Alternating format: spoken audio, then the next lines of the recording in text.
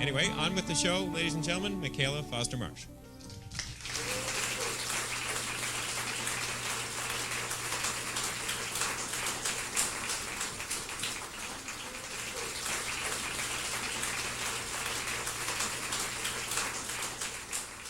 It's not true that I was busy drinking back there. It was the bar. So you thought, oh, that's it. No, 3 songs short now we are.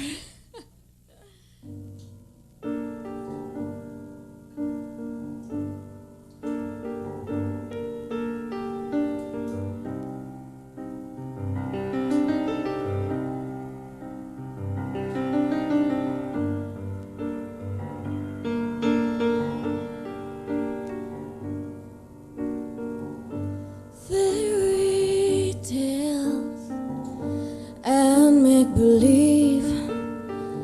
Oh, you can kiss a frog. You can even love a beast. When the boy loves a girl and the girl loves the boy,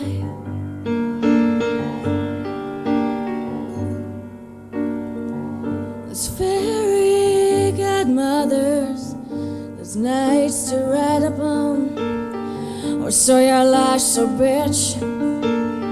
But someday your prince will come along, and happy ever after, you can lay yourself down to sleep.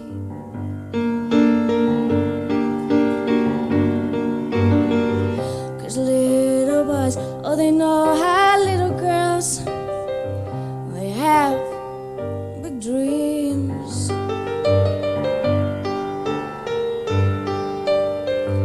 And so the little boy, he tries to give his princess everything.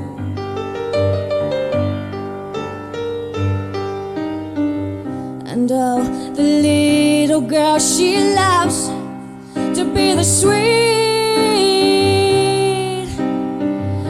innocent thing.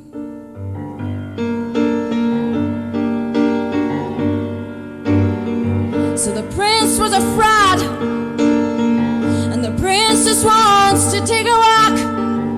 Oh God, what went wrong? We know life, it just wasn't supposed to be like this.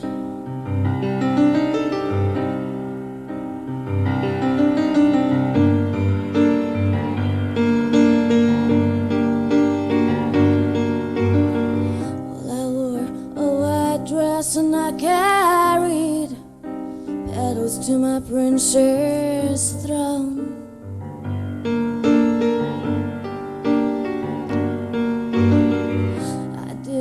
I could not have known that my bouquet would carry a thorn.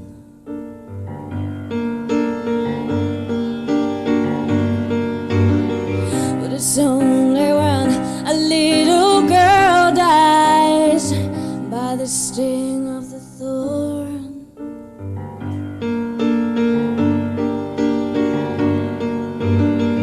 Does death of innocence make her the woman she thought she was?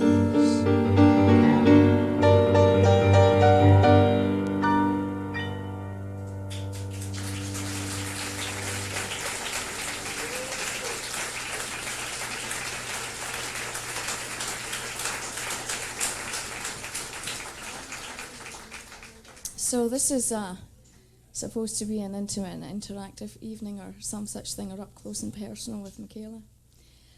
And we're going to be taking some questions later, so I hope you're all warmed up for that. But there's one rule. Nobody's allowed to ask me what colour my underwear is, okay?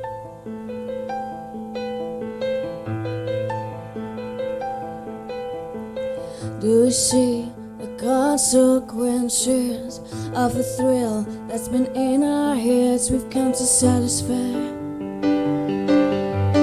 This twisted view of me and you.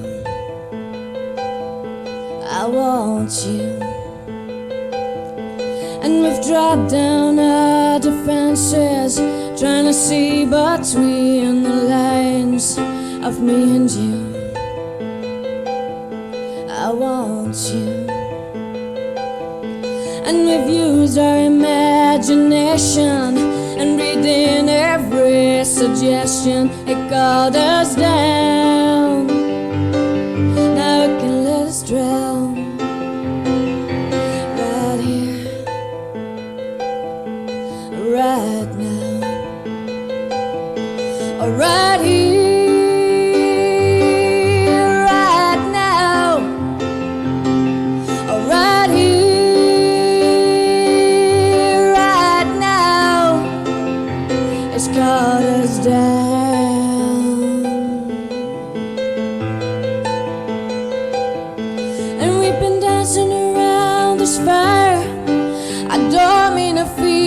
Appetite, but there's always just that little chance we'd find heaven.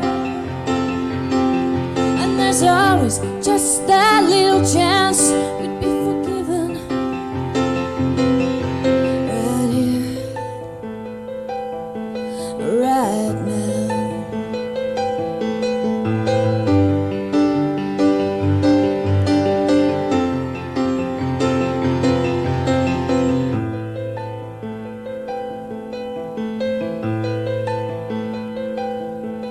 There's always a chance that tomorrow, well, we'll both feel a little empty.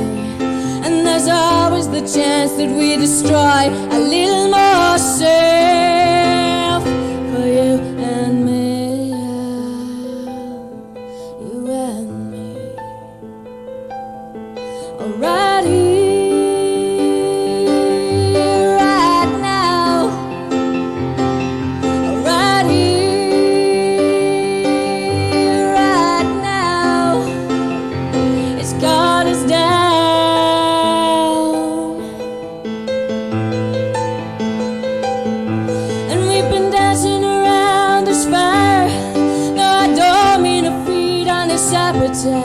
But I've stopped myself from myself till there's no logic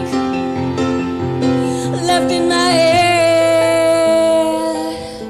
in my head.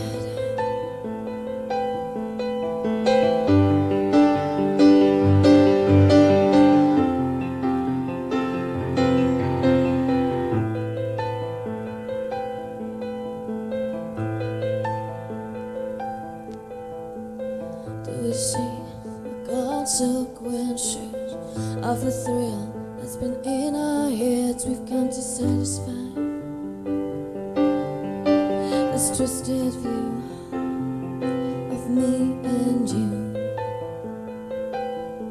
I want you. I want you. I want you.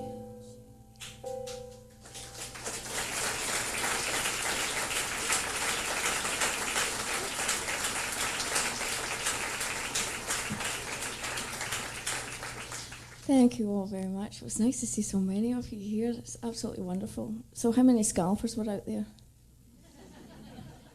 You see, if you've been really smart, the amount of phone calls and emails I got today looking for tickets at the last minute. Anyway, I hope one or two people managed to get in that made those last minute calls. So I'm going to do, what am I going to do? I think I'm going to do Orion. And Orion is a fairly new song. Some people might have heard it the last time I performed here back in April, but it's pretty new. And it is based on Greek mythology. So anybody know anything about Greek mythology? No? Nothing? Oh gosh, okay. Well, the only thing you really have to know is it's kind of about sex and stuff.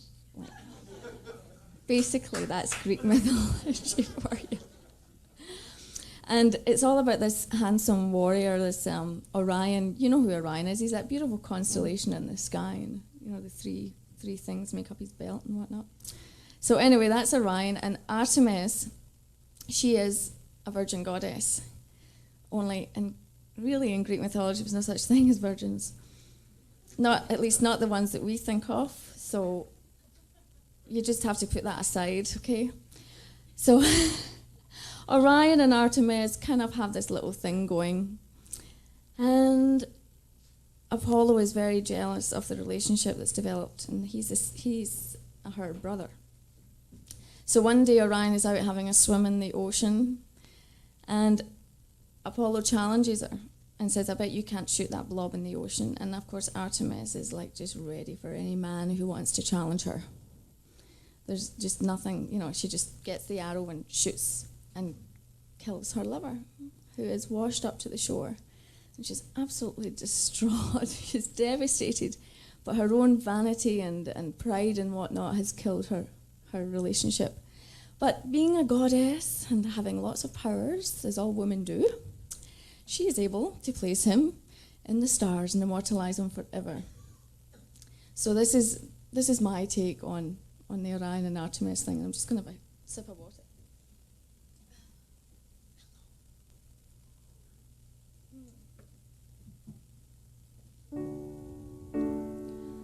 The vainness of my skill, it seems I've killed you with ambition and pride. The virgin goddess and the hunter,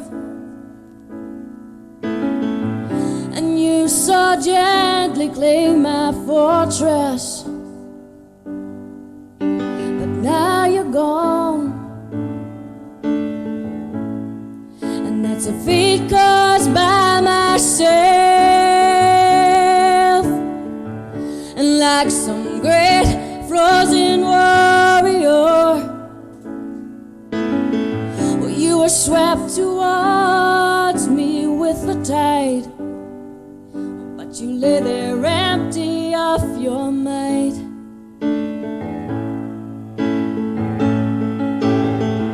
Consumed with grief, I lay before you, but no amount of passion could bring you back to me. So I placed you in the sky, Orion, and no more tender love have I ever known than with you. So I placed you in the sky, but I see you're off chasing your virgins again, and so I'm left looking for the constellations. I guess I can see the 7 Pleiades in the sky. Well, is it any wonder that Scorpio, oh, he's been chasing your tail? It's a fate caused by myself, Orion. No amount of passion could bring you back to me. So I placed you in the sky. Many moons may pass through the sky. Until then I will pray to you, and when I die, Orion, I will come to you, the gatekeeper of this universe, and I will undo your belt.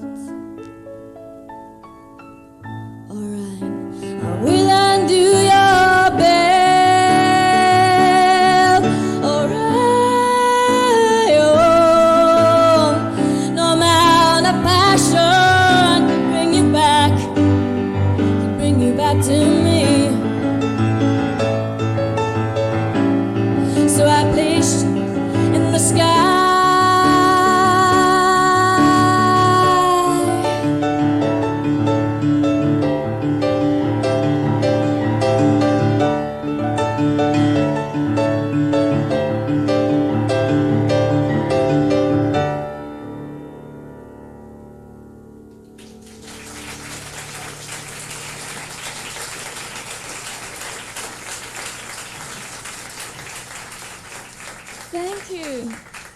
So I was going to play another song before going into the questions, but I'm a little concerned about our time here. Whether I should do another song or go into the... You want a song? A song, okay. It's all your fault and your appetite for booze. It's terrible. I was sitting back there going, well, when are we going on? I thought it was 8 o'clock, you know. Like, and they're going, it's okay, calm down, okay. Would you like a scotch? Would you like a drink? I was like, oh dear. It's show business. I'm going to do it. It's actually an old song. One of the earlier ones that probably nobody has heard. Unless you knew me when I was first starting out in this funny business.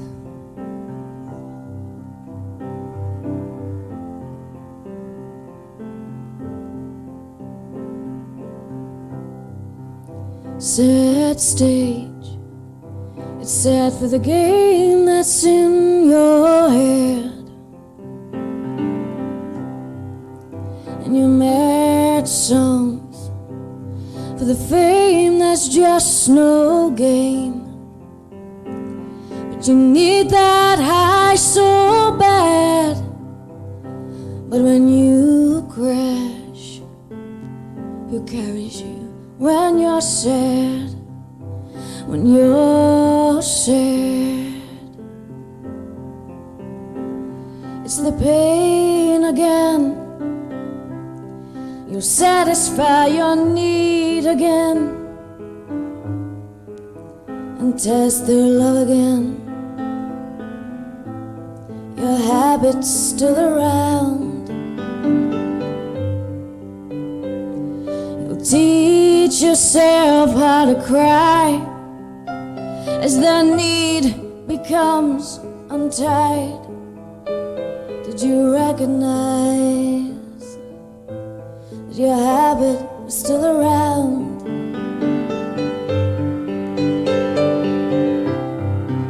You're searching for the glory in their arms, and you keep searching for the madness of the high, and the fragments of the void in your heart that's been left to cry again, that's been left to cry again. If I go ahead and fall for you, well, if I go ahead and break my heart in two for you, would you recognize your scars worn from all the damage in your poisoned heart? Seduced friends, so well bought, then tamed only to despise. But you need that high so bad. But when you crash, who carries you when you're sad? I know you're sad.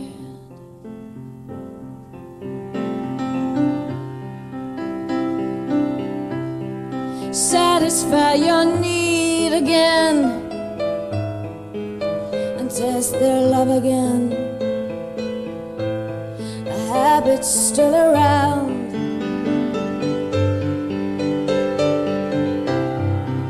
You're searching for the glory in their arms, and you keep searching for the madness of the high, but the fragments of the void in your heart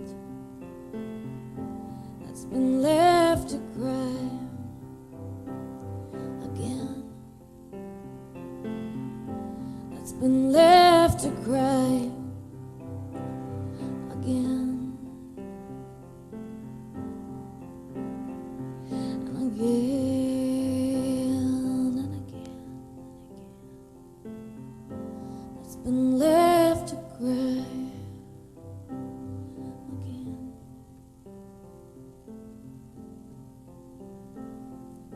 again.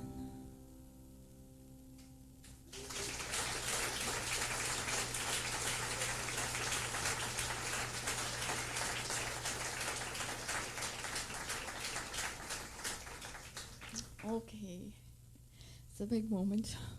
I've got to ask if there's anybody out there that wants to ask a question and do this intimate, interactive, up-close, personal thing.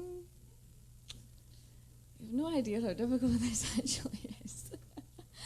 Hello, how are you? I believe your husband was responsible for buying me the scotch backstage. I wouldn't know, Michaela. Oh, yes. I heard it was a Scot anyway, so you can thank Eugene for that. Before the question, Michaela, one word. Bravissima.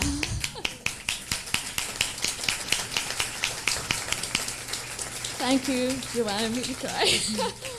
Thank you. Now the question. In your songs, you often speak of the gods and myth. And I would like to know what appeals to you so much about myth, and in particular, Greek mythology.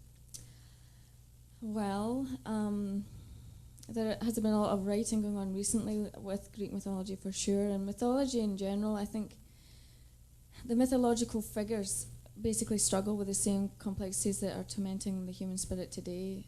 You know, it doesn't matter if it's 3,000, 4,000 years ago. We're still searching for the same things. Our longings, our desires, they're all the same. And despite the geographical dividers and the social dividers that exist with mythology from all around the world and the different myths that exist, you just start to see that there's this, they're so consistent that you see that there must be some sort of collective unconscious that I often refer to, I'm convinced of. And, I think by delving in there, it sort of helps with, you gain your psychic reality. And so that's my attraction to myth. As for the Greek mythology, it's all about sex. No, well, I think there's just, they understood the destructive nature of love and sex, the sexual attraction. I think they really, for me anyway, I think that the figures there, it's just endlessly fascinating and stimulating for me to create from that. Because, there's not really that much going on in my life. There really isn't. It's just all based on Greek mythology. So anyway, I hope that answers your question. It does. Thank you for sharing that. Thank you very much.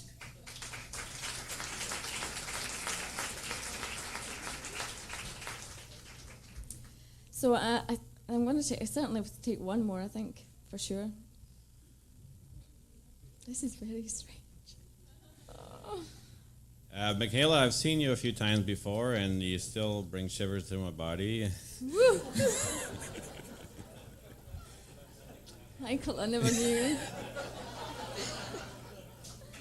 I love your T-shirt, Michael. Do people think that's you? You just knock that A off and it's Michael, so it's like... And keeping in that vein, I'd just like to know do you still get nervous before your shows? And if so, do you do any rituals that kind of keep you more relaxed before you go on for the big performance? Do I look nervous? I don't know. People say I don't look nervous, but I'm always nervous. I'm a wreck. I don't know. Rituals, jeez. You just asked the cameraman today. There was a rather large lineup all day at the washroom. So oh gosh, it's very good for prayer and meditation. That's what I find. That's my room. How about red wine? Red wine. Well, actually, it's Scotch usually before a show. The red wine comes afterwards. I have a reputation or something. It's a Scot in me. I can't help it. But yes, a stiff Scotch. And some brave soul gave me that. And, you never know what's going to happen up here. But anyway, I've only had one, so just to calm me. So yeah, that's about the height of my rituals. I hope you weren't looking for some sort of Madonna thing where I go into this, deep meditation. And it's just like deep breathing. And I don't quite do that. But if anybody's got any suggestions, I should be happy to take them. Thank you. So, there you go. So now you all know I'm really nervous.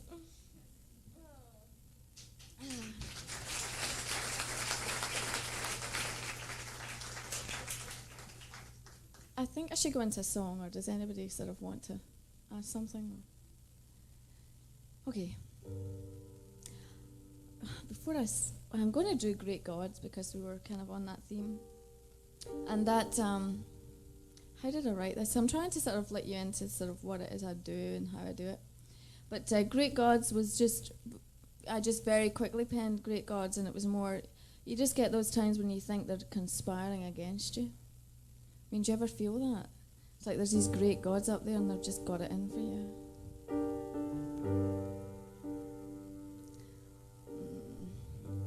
There's you and I and the great gods in the sky.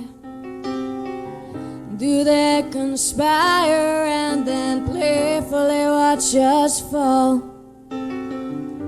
If heaven is above us, well, does hell sit below? And can you rest my worried mind when I am in the earth and my bones have turned to dust? Will I be reminded of my all too human lust? And will I be reminded of the times when I was powerless? Just like the way I am with love, I'm always obsessing and regretting, and with far too little trust. Oh, can you be kind to us?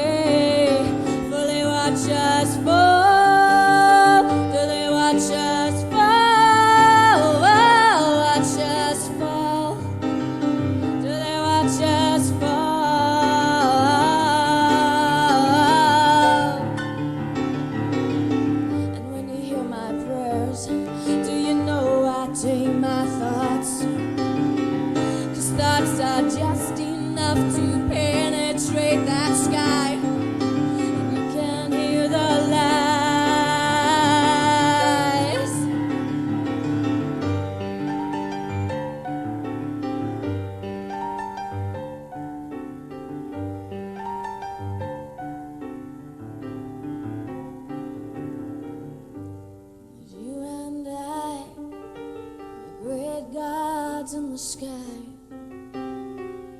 do they conspire and then playfully, carefully, playfully watch us fall? Do they watch us fall? Watch us fall? Do they watch us fall?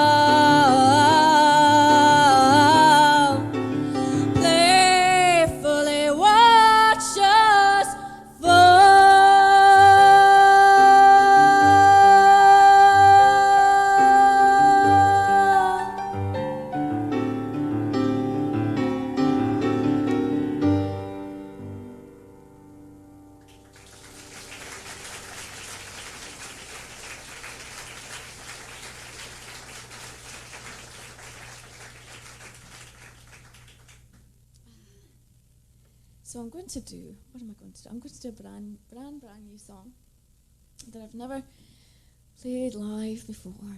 So I'm a little nervous. And it's called My Second Self.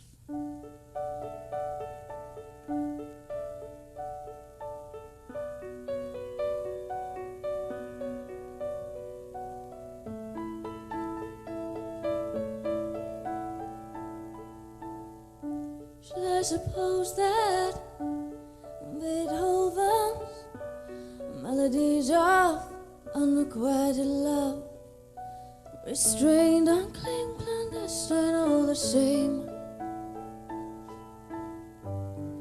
They got to you, and they spoke to you as you moved your cigarette like it was an object of sex. And then you casually, deliberately blew the smoke in my direction. Then you beckoned it away, it was only an innuendo. Well, I held my breath, and I will be damned if you make me feel like I am the shameful one. And I will be damned if you make me feel like I am the blameful one. When sometimes you know you made me feel like you were my circumstance.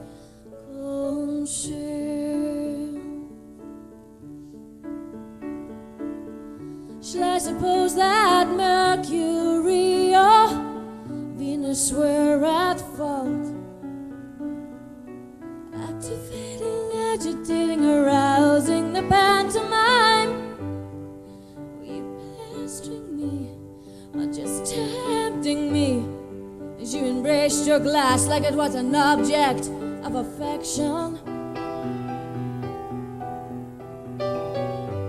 With each sip of wine, stirring the darker side of your nature, provoking all your childlike behavior until I became the instigator. Well, I will be damned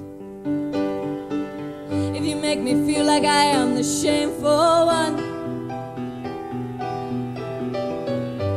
And I will be damned if you make me feel like I am the blameful one. And sometimes you know you made me feel like you were my share.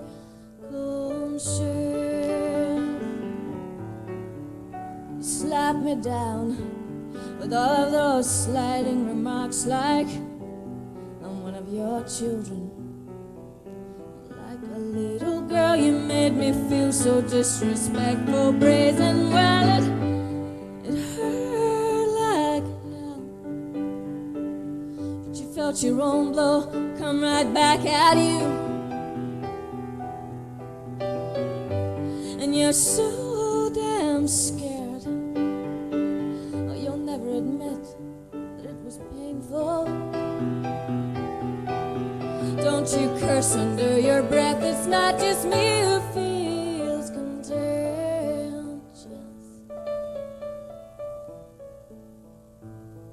Can you not speak to me? Will forever hold your mouth. I know that sometimes you made me feel like you were my circumstance.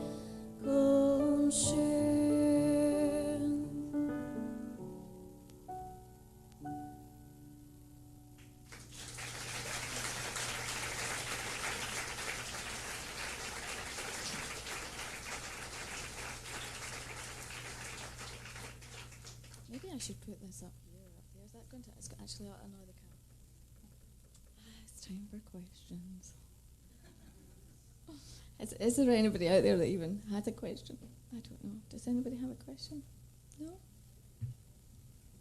Oh, hi. Shauna, for all the people out there who do not know who Shauna is the girl who runs my fan club. So, she is absolutely wonderful. She works for nothing. She just does it. And, she's a great lover of music and a great supporter of music in this whole region. She goes out to lots and lots of performances, which many, many people should, because there's lots and lots of talent out there in Ottawa.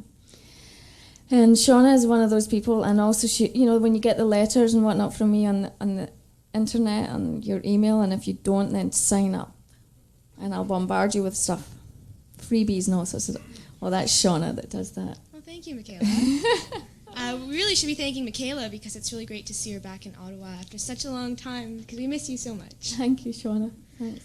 My question is, I've noticed that it seems like there's in the songs that you write and the stories that you tell in your songs, they seem like maybe some of them could be suited for a Broadway musical or an Andrew Lloyd Webber type of musical. I was wondering if you've ever thought of taking your music in that direction. Oh, the amount of people. I did a piano vocal sort of demo thing fairly recently, and I've obviously let some people hear it that I'm in direct contact with, and the amazing thing is that they're all coming back with the same thing, that they feel it belongs to something bigger, and that I should write a musical or something to sort of go along with the music.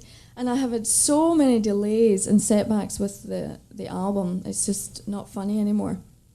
And I'm beginning to wonder if it is the case that, when you just start to get messages and you think, why is this happening? And then the messages that I'm receiving back is it's not finished yet, that there's work to be done yet. But that is a huge, huge project. But it's certainly one that I'm looking at, and by being in New York, it's helping to stimulate that, and I'm sort of busy trying to just find collaborators or find somebody who could maybe help me in that direction, and also writers. I love to write, but I don't know about something like that. But I have a concept for it, so whether it'll ever come to fruition, I have no idea.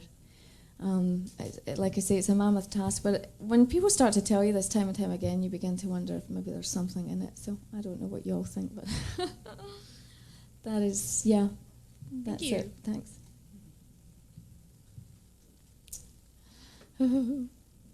Is there not? Who is this? I can hardly see out there. Oh, there we go. Hi, Michaela. Anyone that checks your biography on your website, sorry to put you on a spot like this, but they'll realise that when you were working on your fairy tale album, you dealt with a tremendous amount of personal tragedy and grief with the loss of your brother and of your father. And I wonder if you'd reflect on this now and tell us how that influenced your work. I'm happy to do so. So thanks for the question. It's a question I know a lot of people wouldn't necessarily ask, but I'm grateful for it. When I look at the album now, I do kind of look at it in awe a little bit. I was probably in a really fairly dark place, and also there was a lot of personal transformation going on, which grief always does cause, but just that there was a lot more than that. There was a lot of sharing of an awful lot of things within myself.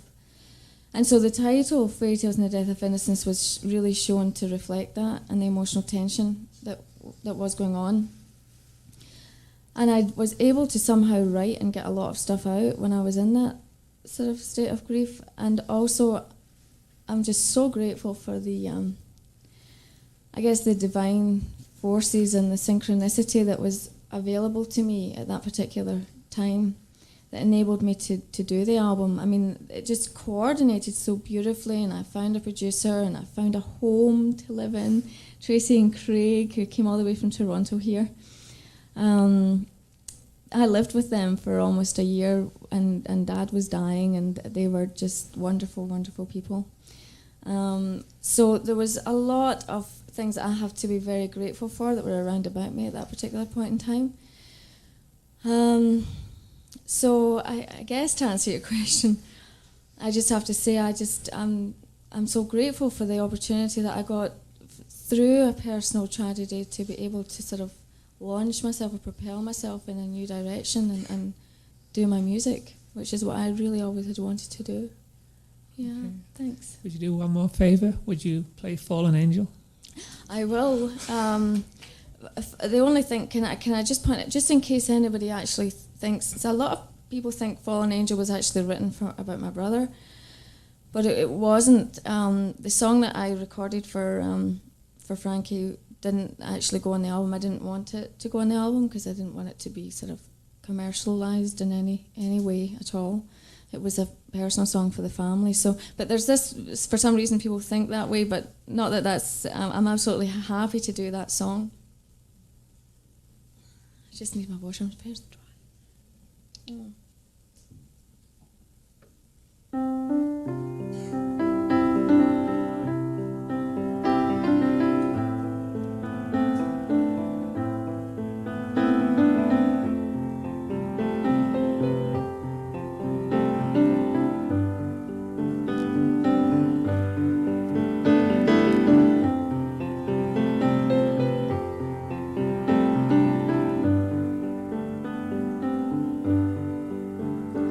Like the moth draws in to the flame, you have been drawing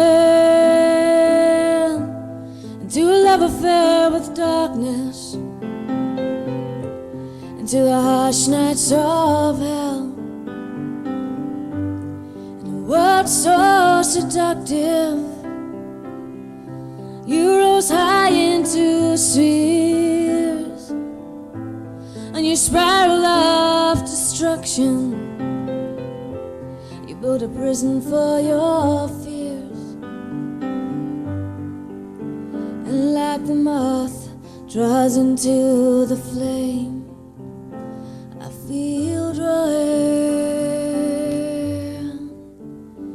Fallen angel, you belong in the light. And if I could only hold you, if I could only show you, push past your darkness and look up through your tears and throw down your torture, the dark mask of years.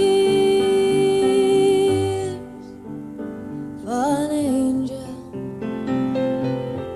step into the light. Open your eyes now and let the healing enfold you. In all the wrong places, you looked for desire, and you're so hungry for freedom, and so you choose to control, and you've torn at boundaries with those whom you've loved, until there's nowhere left to turn. So you keep running from yourself.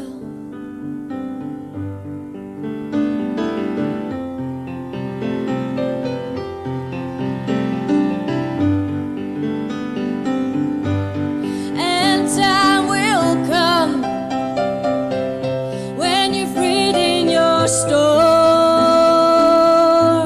Then you will discover what you came here for, and your love affair with darkness will draw to a close, and you'll find in your heart then the greater love unknown.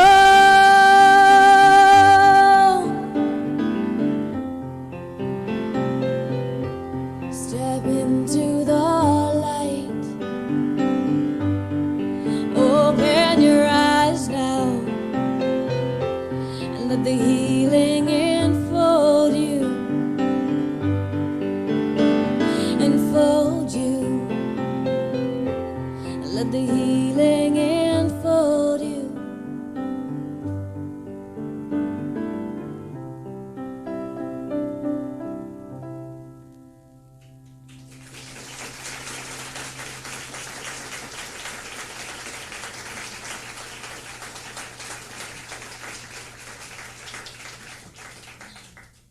So, actually, I should tell. I don't know if probably a lot of you, I'm guessing, here have the album, and so they know Fallen Angel. But for those of you who don't, I was actually fortunate enough. One of the other wonderful things that transpired during the recording of the album was that I was actually able to go home and record on my father's church organ and put it in there. And of course, my producers thought I was absolutely mad. But I was determined that we were going to get the authentic big church organ happening, just to sort of grab the sort of authenticity of the conflict that was going on, the spiritual conflict in the song. So on the album, it is not just one of these fake little organs, it's an actual big, powerful organ. So I'm going to finish up this section because I know you're all desperate to go to the bar. There's not even that many Scots and Irish out there, I don't think. I mean, what is this? I thought Canada was supposed to be a sober, country. And it's just us daft Scots. Anyway, I should introduce this song. This is one of my favourite songs, so I'm going to play it, even though you've cut my time here by being at the bar. It's called Disastro, or My Beautiful Disaster.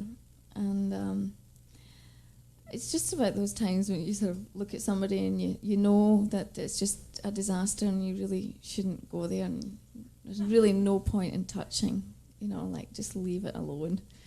But you do. And it's, there might as well be a big neon sign or something across the forehead that says this is a disaster, do not touch. That's what disaster is all about. By the giggles out there, I assume that I'm not alone. What is that? I could tell you more, but I've got to sing the song.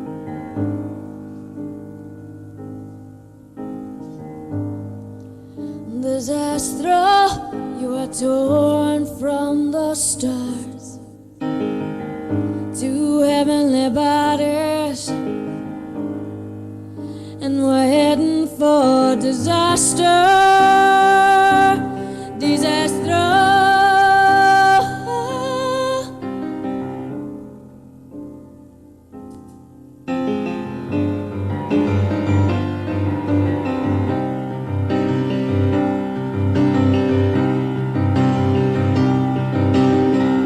I was not seeking, but there you stood, and with just one look, one intense look, you were my disaster.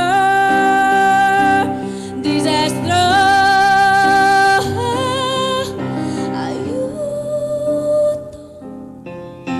Aiuto me.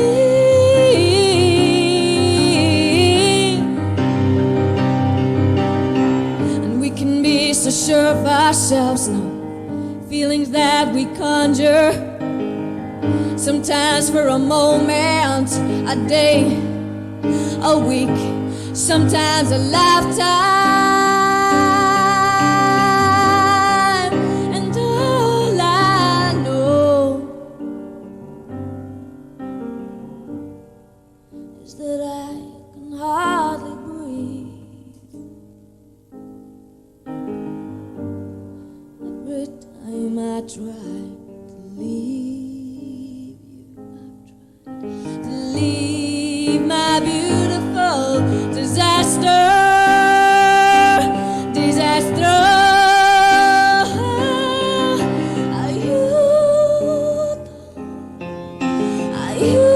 Aiuto me.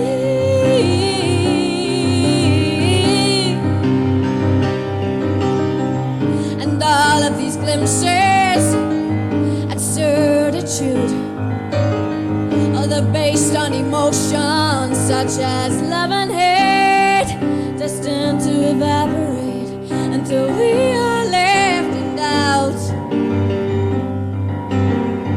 Was it ever love this was about? No.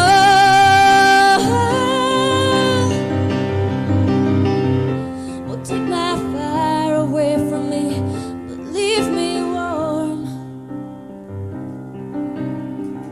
'Cause all I know is I can't breathe. Oh, every time that you are near,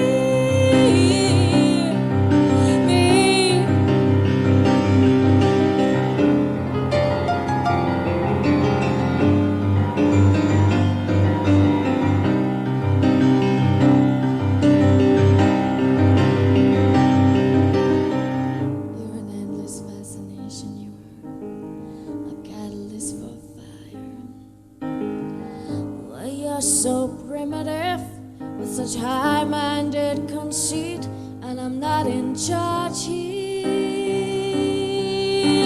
No, but all I know is that I can hardly breathe. Oh, every time I try to leave,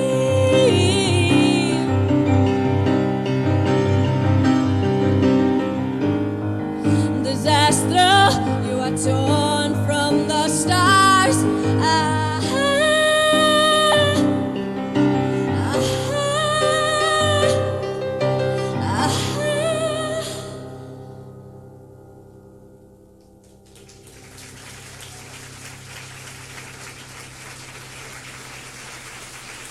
Thank you all very much, and I'll see you shortly.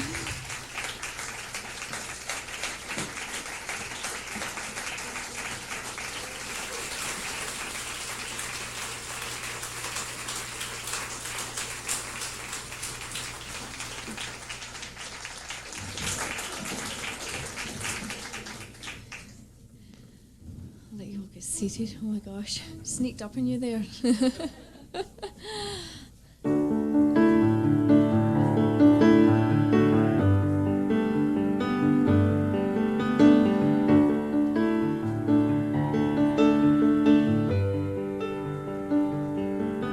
I am naked in the water by night, and I am alone, but I am free. I'm alone,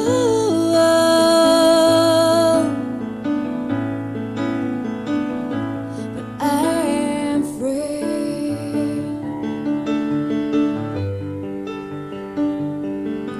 I have made my own defenses, and they drape around my skin, and I am brave. I am brave. I am brave.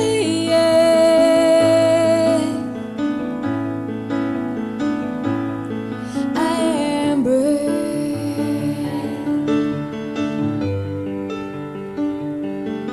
I see sharks cap the belly of the ocean, and I see unexpected fishermen. I see unsuspecting fish, but my full moon in the sky at night, it blinds them all away. And I hear what sounds like an angel's voice saying to me, you've gotta swim, yeah. Oh, you swim, oh yeah. You gotta swim, yeah.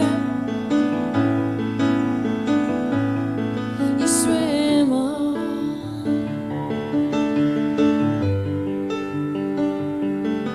I see my home in the distance, and the lights are always on. Well, I see the souls at my window, and they're waving swim, yeah. Oh, you've gotta swim, yeah. Oh, you swim, oh yeah. You gotta swim, yeah. You swim on.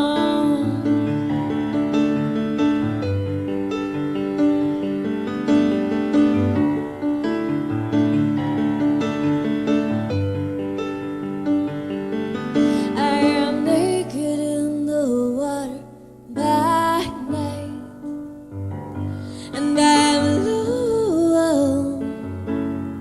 Oh, but I am free.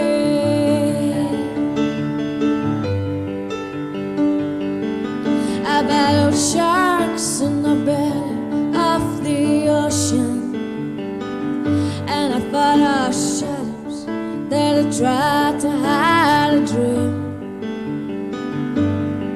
And I threw off all of the would-be's that stuck close to my skin, and I am fearless. Oh, I am fearless.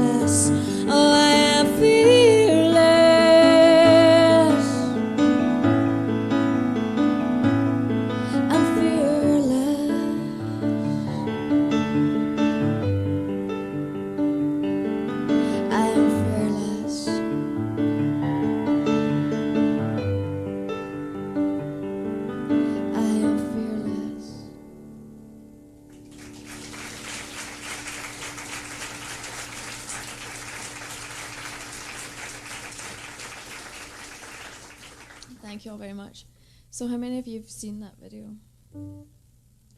Oh, goody, goody, goody. Well, the rest of you don't really know what you're in for then. You have to log on to the website or something and request it. Actually, that brings me to my website, which has been reconstructed at the moment. So in about 3 weeks' time, you can all log on there at Michaela Online and see lots of new things and send me messages and whatnot. So I'm going to do The Maker of the Holy Man.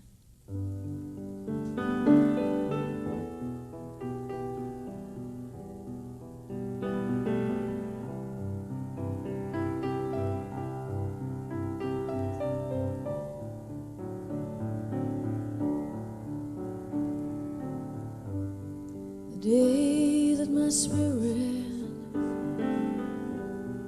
was given its sign, baptized to this earth, and the stars mapped out their guide, and the stars dance with more beauty than any earthly eye can ever see,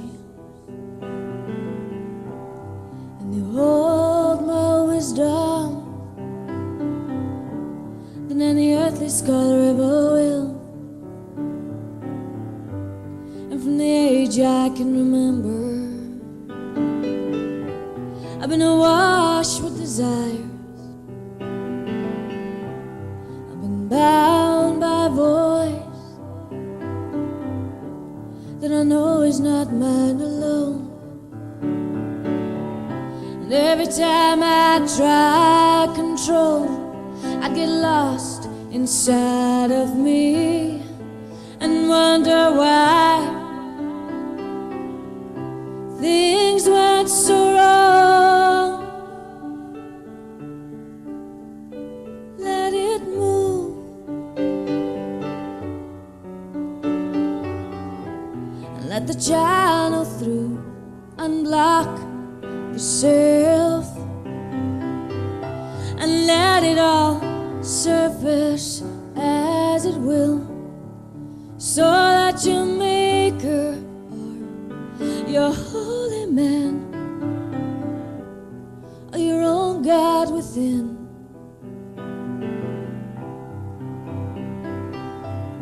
can work its way in.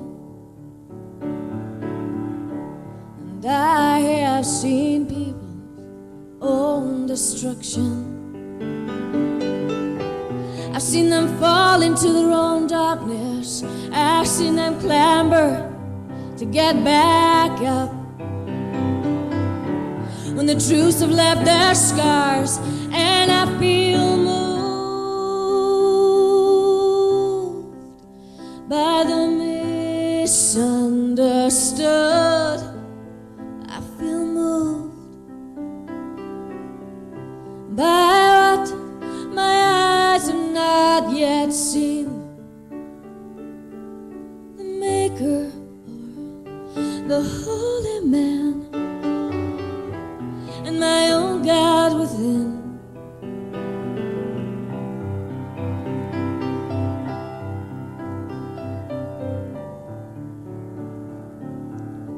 And I long for patience when my needs they outweigh the cost, and I get driven to follow the wrong gods till I am lost. But the waiting's have their place, even the joy that had turned to grief. I have been graced. Oh, I have been graced. Let it move.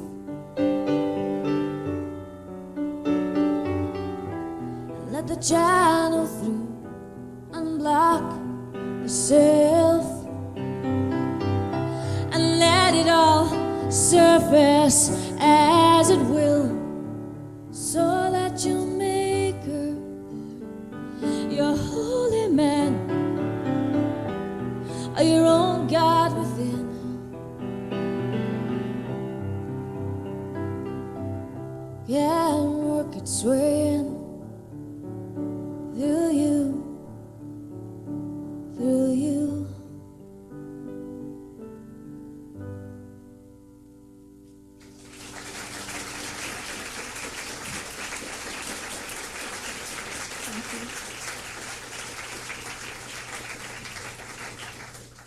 I'm going to do that thing again and have to open up the floor. So, anybody? Hi, Michaela. Hi, how are you? Good. Good. I actually have 2 questions. You have two? Yes. Okay. We've got time. Sure, the barman doesn't mind. He's like... My first question is where you get the inspiration for your music, and the second one is how do you go about the songwriting process since you don't read or write music? It's out. Yeah. I don't. How do I go about the songwriting process? Chaos. It is chaos. I don't have a formula per se. I tend to write an awful lot, so, well, I actually don't write an awful lot, but when I get an idea, I write a lot, so there's maybe, 4 or 5 pages or something that might be about an incident or whatever's on my mind. And then I try and take it to the piano and sort of work it out there and see what melody or whatever seems to go with it. And as you may have gathered, I don't tend to write when I'm very happy. Like, what is that? I don't know.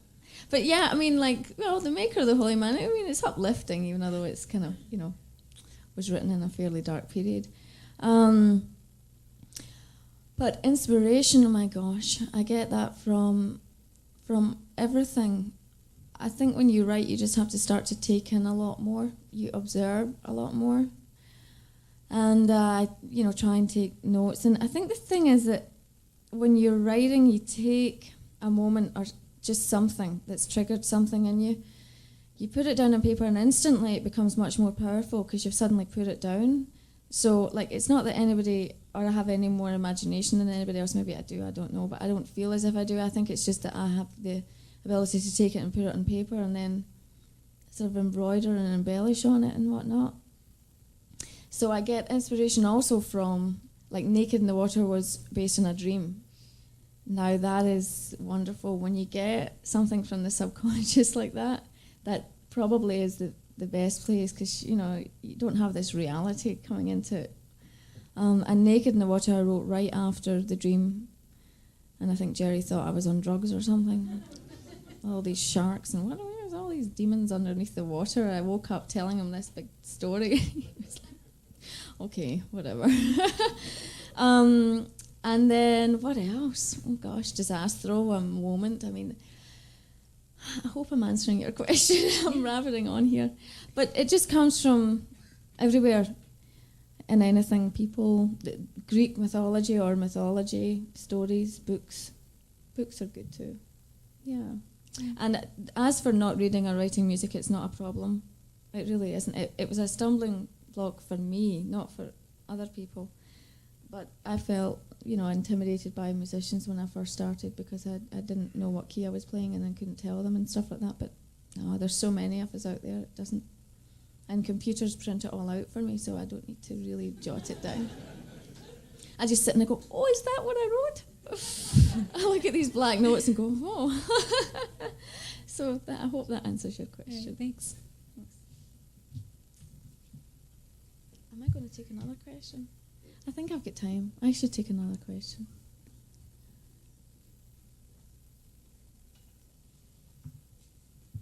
Michaela, it was delightful to see you at the Ottawa Blues Fest.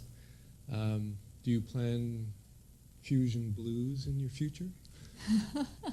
Not really. It wasn't on my top priority. Fusion blues, no.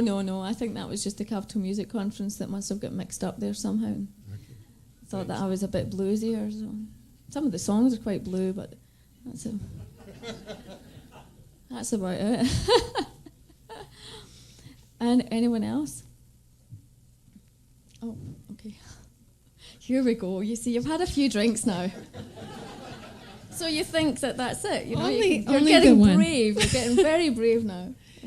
Michaela, I'm aware that you've been in New York. Can you tell me what you've been doing there and what you hope to achieve there?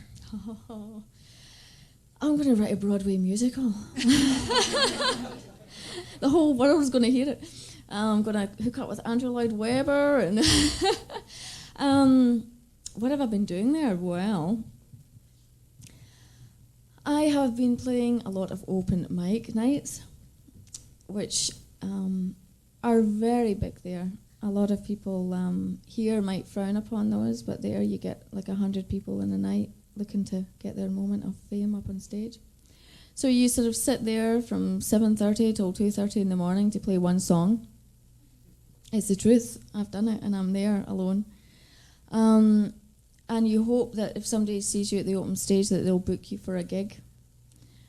And maybe they do, and I've been fortunate that I've managed to get my hands on some gigs, but the time that they have given me is kind of lousy, quite frankly. But that's what you've got to do when you start out there. There's just no way around it. They don't know you, and to be quite frank, they are more concerned about beer sales, which, I mean, they're a bar or they're whatever, a club, and they want to sell.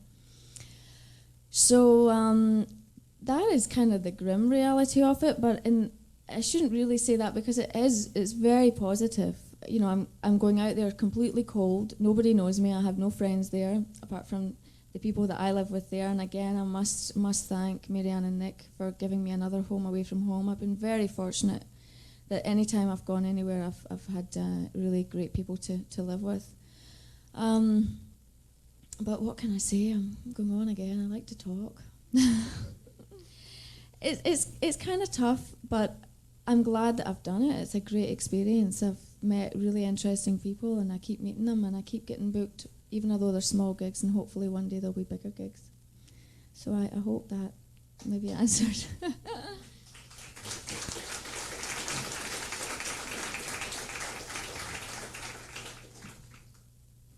I'm going to play Time Bomb. And this, I don't know where I got the inspiration from this from. I'm not going to tell you. It's not autobiographical. None of the songs are.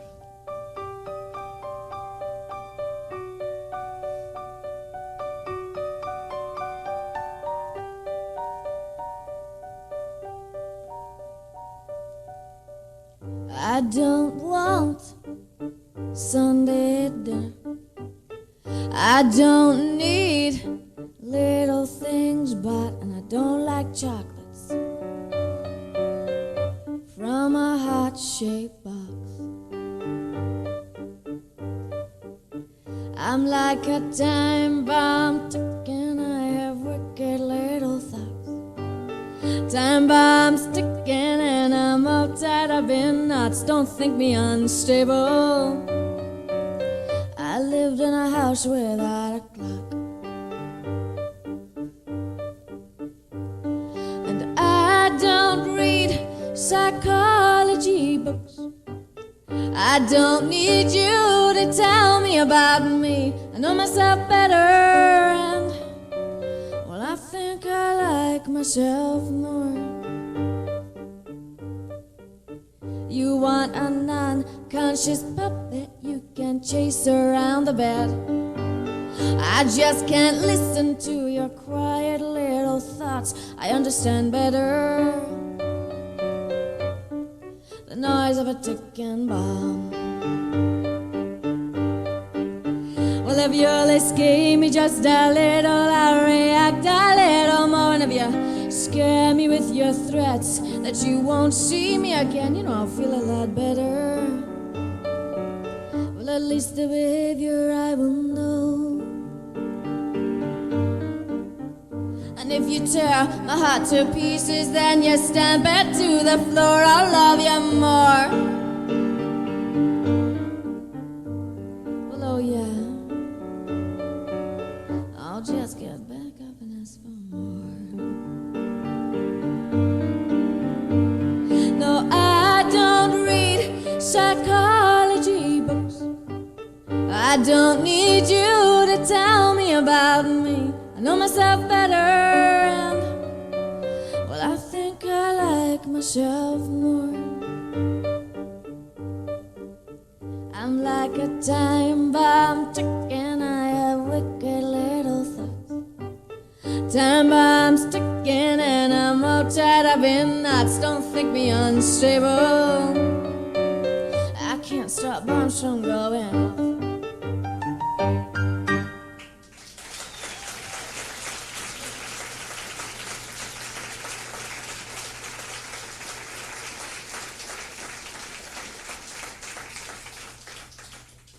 So, what can I tell you? Anybody want any more questions? Because we're getting kind of close. We're a wee bit.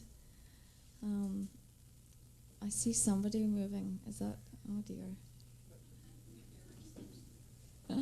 Michaela, if you had your choice, where in the world would you choose to perform, and with whom may you choose to perform? Oh, that's a good one. But that's one that I absolutely know. I mean, I would love nothing more than to perform at the amphitheatre in the Parthenon in Athens in Greece. There is so much antiquity there, and when we were over there recently, Elton John, they were setting up for a concert with Elton John, and I thought, I hope he really appreciates this. I mean, he's just like, imagine just being there, sitting there with all that history. Just imagine all these Greek and Romans and their togas and 3,000 years ago, whatever. I think that would just be the most amazing place to perform. So long as Steve Tyler was there with me. I love Steve Tyler. I think he's just the best. Could you imagine playing Great Gods or something like that with Steve just doing like yelling at the top of his voice about the gods conspiring against him, which they probably have done. But, actually he really does have 9 lives. I've read their autobiography and it's very interesting. Anyway, Steve Tyler, and an orchestra, the National Arts Centre Orchestra behind me. Steve Tyler at the Parthenon in Athens. That is where I want to be.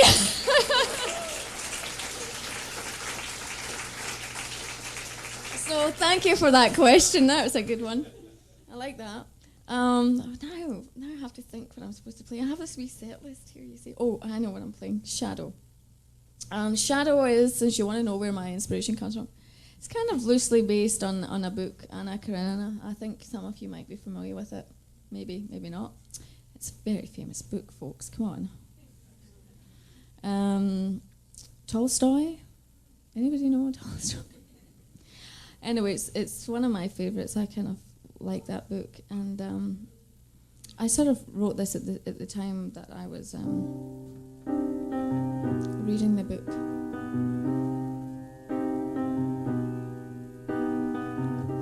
They stood like... No, that's not how it goes. There I stood. Yes, there I stood. This is live, folks. Just in case you haven't noticed. There's always one that's got to just go like... Okay, now you know the chords. You'll be singing it in no time. There I stood and I felt like I was draped in gossamer, lit from behind by one of Venus's moons at night. And don't you ever speak to me of love, I cannot reciprocate.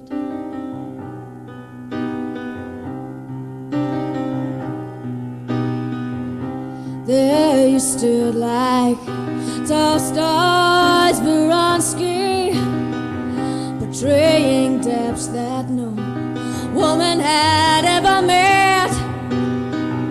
And all I wanted was to discover what torments.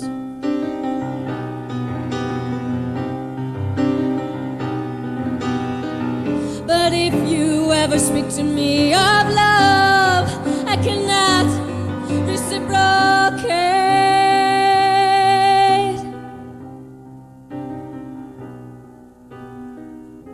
But you insist on starting this. Do you really think you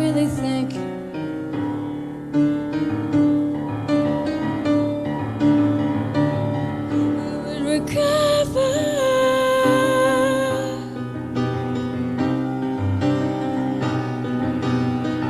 I would make sure you carried my shadow on your back.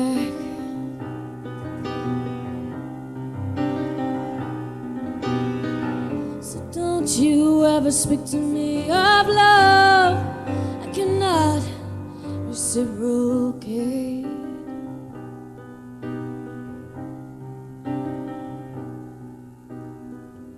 I took your side to clarify my position. There was no need to lie. It was not an inquisition. Unrelenting you have become. Well, you're really quite explicit.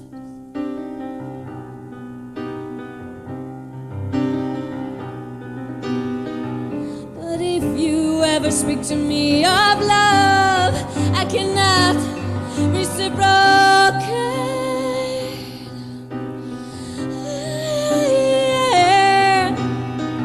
I would make sure you carried my shadow on your back.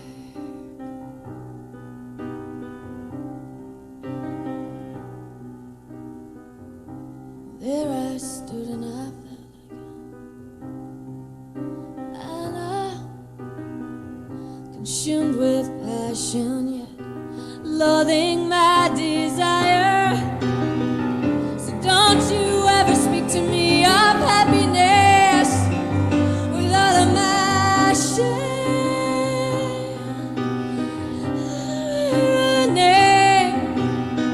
And you cannot buy me, you cannot try me. I'm not some whore.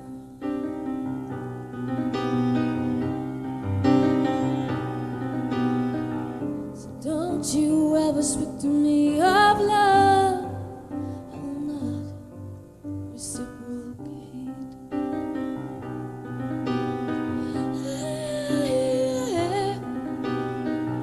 I would make sure you carried my shadow on your back.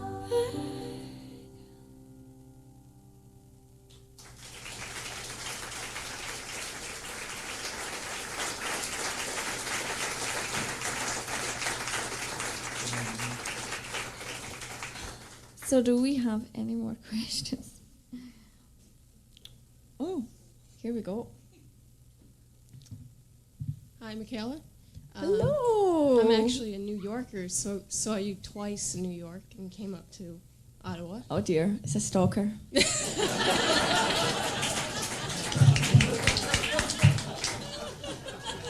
Yeah, anything for a road trip. Listen, just believe me, I've been a stalker. It's not really, we're not that interesting. Steve Tyler. Oh, Steve, oh gosh. You get me all hot and bothered now. Jerry just can't figure that one. Like, you know, most men can't. Like, let's face it, he looks like a woman, but like, and I'm not that way. It's just that I like Steve Tyler. Anyway, sorry, Miriam, you've come all the way from New York. That's wonderful. Yes. Absolutely wonderful. You had said that you went to New York and you had a good experience. What prompted you? Oh, that's a kind of long story. How long have we got? The bars. I was like, I know you're anxious. What prompted? Well, I mean, it was really quite straightforward. I was working on my second album with my producer in Toronto, who I recorded the first album with, the Fairy Tale album. And he got this wonderful sort of contract or gig, as they call it in the business, in California, which took him off to pastures there to make much more money than he would make with me, because he doesn't make anything when he works with me. He just gambles on the fact that I'm going to be a huge big star one day. And, you know, he felt that, you know, he was not going to be able to commit to the album until he was back from California. And, I mean, if I was him, I would have done exactly the same thing. I mean, there's a big contract going down with Warner now, and it's wonderful. Which meant that my album got delayed, and we talked about it for a long time, and Greg and my publicist and whatnot in Toronto felt that it would be a good opportunity for me to try and go to New York and see what was happening there, because I was kind of just itchy, just wanting to do something new and different. And there was so many delays, like I say. I mean, it's just been one delay after another with that album, so I don't know why, but it's happening. So maybe there is a bigger picture. But that's what propelled me to go, was just to hold up with the album. I thought, well, I got to do something, and I might as well try New York. And it is actually really good. I mean, it's really positive. So yeah, and you're all here, so that's excellent. Excellent. Thank you. Thank you. Thanks.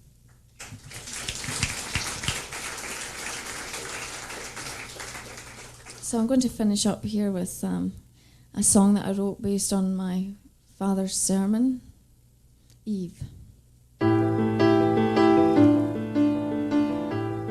That was a joke.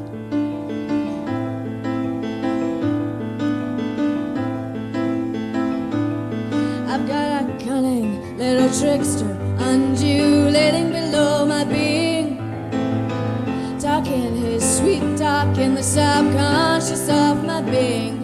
And he's been causing moral chaos with all his body talk.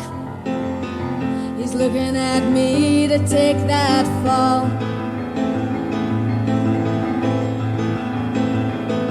I wanna wake old Adam up, I'm gonna shake that tree. Oh, you know that well, isn't it all it was cracked up to be? And now that I've been thinking, I think Eden lies in me. I'll wake and conscious if I fall.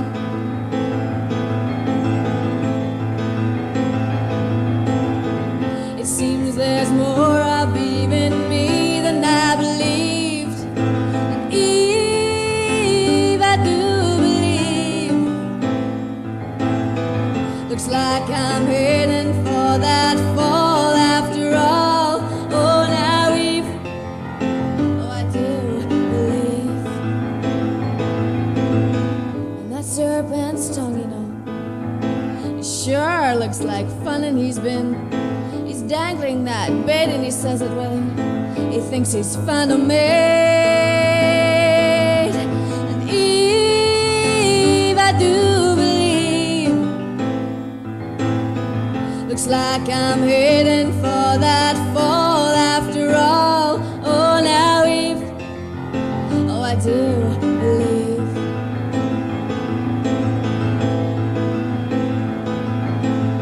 Well, it's all so forbidden, and yet, well, I seem so willing. And oh God, would I be forgiven? Would we also get to heaven if I take that fall after all? Eve, I do believe. Looks like I'm heading for that fall after all. Oh, now Eve, oh, I do believe.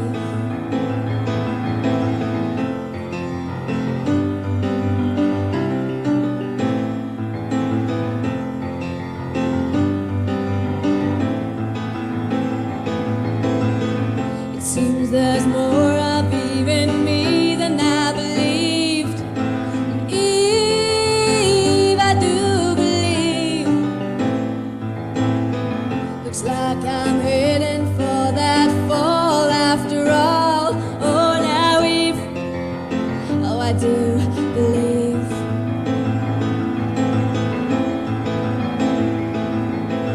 So if I take the fall, will I be crawling at the feet of God? And would he come into my garden? Well, would he really be that pissed off? And would I get to ask him all the questions that I ever want? Eve, I do believe. Looks like I'm heading for that fall after all. Oh, now Eve, oh, I do believe.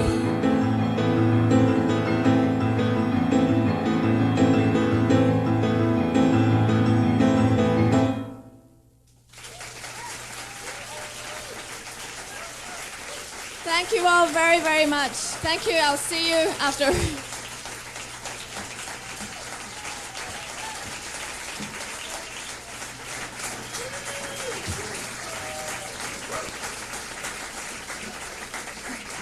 I think I'll just go back and make you clap longer. Oh dear, what to play? What to play?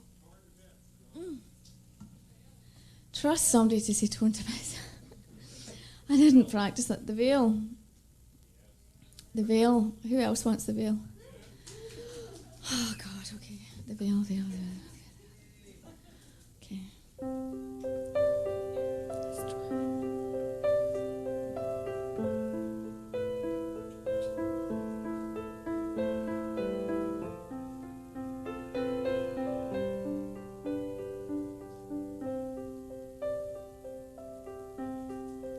There's a pain within your heart.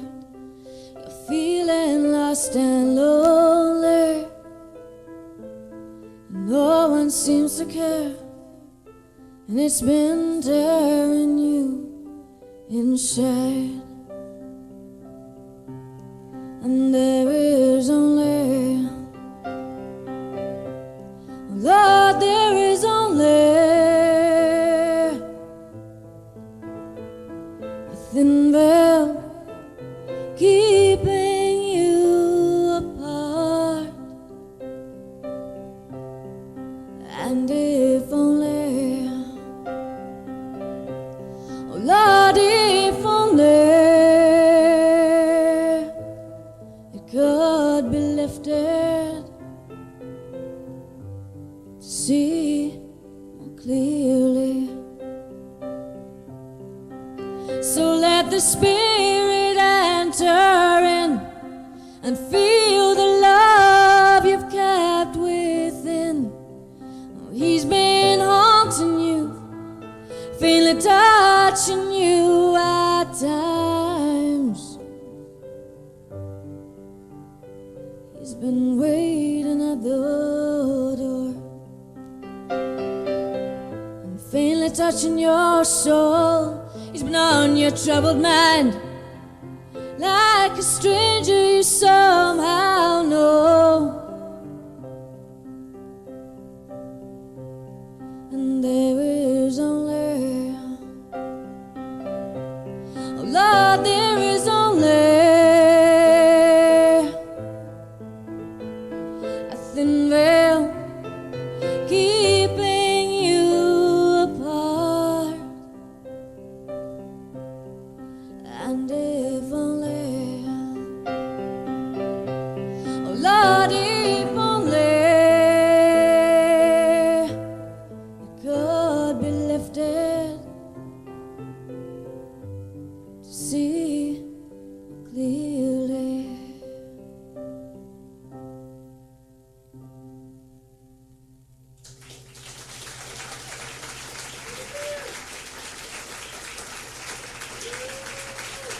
Thank you. Thanks. Thank you all very much. I feel terrible for the people who are kind of looking at my back all night, but I hope you still enjoyed it. Did I exfoliate? Anyway, I have some people I would just like to thank for this evening, and first and foremost Rogers for they have worked here all day. All day they've been here since, I don't know, early setting up this so that they can tape this event. So I think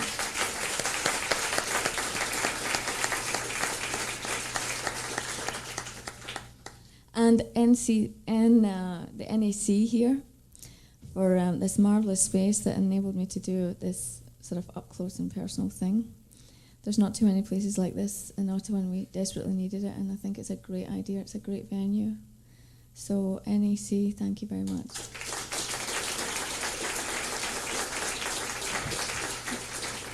And the sound guys and the light guys, you know, it was great, absolutely wonderful working with you. Thank you, Tom. He's waving up there. And people who, you know, Alison doing my hair, and Stephanie, she's out there taking pictures somewhere very quietly, which is marvellous. And you for coming out, and I hope you enjoyed it. I hope you enjoyed the questions and whatnot. And I'll look forward to seeing you at another show or for a drink after. Thanks. Thank you very, very much.